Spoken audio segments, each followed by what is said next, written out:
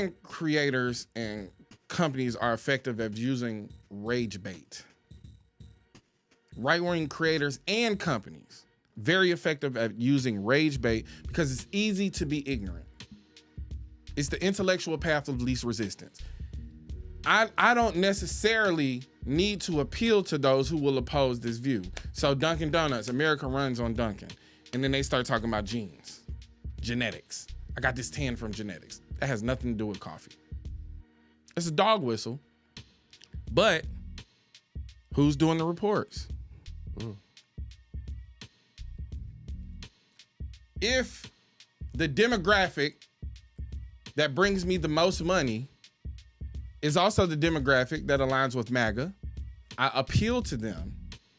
So if I lose 15% of my business, but I gain a staunch support from these 75 to 85% of people who double down, now we only drink Dunkin', it's a W. And the people that are against it, the people who are going to create content around it, are going to effectively spread my brand and my message more. It's rage bait. So, did you see the new Dunkin' Donuts ad? Dunkin' Donuts said this. Dunkin' Donuts said that. Dunkin' Donuts said this. Dunkin' Donuts did that. American Eagle did this. Sydney Sweeney said that. American Eagle, Sydney Sweeney. American Eagle, Sydney Sweeney. Dunkin' Donuts, American Eagle, Sydney Sweeney. Sold. It's rage bait. It's a repost. It's a stitch. It's engagement. They use it. That gives people on the left something to talk about. Always playing defense on the left. Always reactionary. Nothing proactive. And it's because it's easy to be ignorant. It's the path of least resistance. Deante Kyle of the Grits and Eggs podcast is speaking truth here because... I'm not here to tell you to buy American Eagle jeans. And I definitely won't say that they're the most comfortable jeans I've ever worn. Or that they make your butt look amazing. Why would I need to do that? But if you said that you want to buy the jeans, I'm not going to stop you. But just so we're clear, this is not me telling you to buy American Eagle jeans. Sydney Sweeney has very keen. You see what I did there, right? As we have seen from American Eagle to Dunkin' Donuts putting out this ad talking about genetics, there is a clear movement from these companies to try and capture as many MAGA minds as possible in 2025. A mindset that is founded and based on white supremacy. Anyone with half a brain knows what we just saw. So I teach a lot about race, health, and narrative. And that is exactly why this ad is in my particular wheelhouse and why I will be putting it on my syllabus in the fall. So now, as many wonderful creators on this app have pointed out, this Sydney Sweeney ad is really imbued with eugenic messaging. Now, while we often talk about eugenics in the scope of race, I think it's really important to remember that eugenics is as much kind of a racialized, or it leans into as much racialized ideas of superiority as it does into ideas of ableism or kind of cis heteronormativity, mental health, what was deemed criminal is all also on this pile of undesirable traits. Because look, reactions like this are needed. Intellectualism is needed. But for Kyle, the right spews the opposite and it carries more weight for some reason. When you're an anti-intellectual, the easiest way to piss off intelligent people is to align yourself with groups that have been smited historically or take an opposing view on things that are objectively true. So, how do you piss off intelligent people? Align yourself with Nazis. They've been smited historically. We know what they did. They participated in a genocide. Their leader is deemed the most evil person of all time. Now, he ain't got nothing on King Leopold. These people will align themselves with people the groups that have been smited historically. Being a neo-Nazi is a powerful thing. It's a freedom of speech to them, right? Right-wingers, red hat wearers, staunch Republicans, racists, they think that being a contrarian is being a free thinker. But it takes intelligence, it takes research, it takes empathy in order to evolve as a human being. You need information. You see this all the time. This is an easy way to piss off smart people.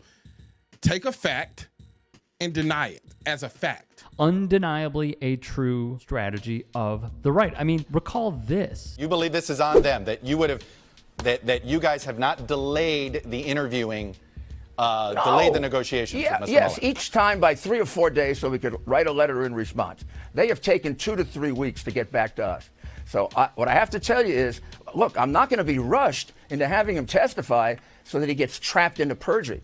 And when you tell me that, you know, he should testify because he's going to tell the truth and he shouldn't worry, well, that's so silly because it's somebody's version of the truth, not the truth. He didn't have a conversation Truth is about... truth. I don't mean to go like... No, it isn't truth. Truth isn't truth. The President of the United States says... This is what we're up against when it comes to the right-wing machine. They don't think truth is, get this, truth. And to skewer it even further... And you did not answer the question.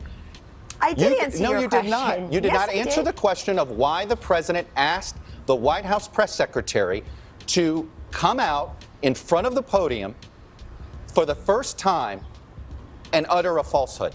Why did he do that? It undermines the credibility of the entire White House press office on day one. Don't be so overly dramatic about it, Chuck.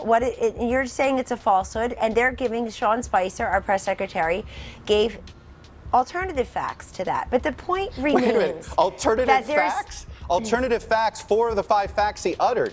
The one thing he got right was Zeke Miller. 4 of the 5 facts he uttered were just not true.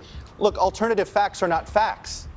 They're falsehoods. Actually shocked I'm saying this, but here goes. Chuck Todd was spot on here. I know, I'll probably never say it again. But seriously, look no further than Tennessee Republican Representative Tim Burchett, who tweeted this, and yes, it is real. Quote, imagine assaulting an officer and thinking there will be no consequences. Huh? The irony, of course, being we all saw what happened on January 6th. Like Kyle alluded to, this is all revisionist history by the right where the facts do not matter. One user, quote, tweeted Burchett with a still photo from the insurrection at the hands of Donald Trump and Republicans' most staunch supporters, where they manhandled a member of Capitol Police. They wrote, brother, I'm going to need you to be so effing serious right now. In closing, I just gotta say, the Grits and Eggs podcast is up there with hyper intelligent, fantastic perspective style shows that you should be listening to. The ways that Kyle frames not just things that are happening, but also some terrible atrocities that are repeating itself and the United States as a whole. He is giving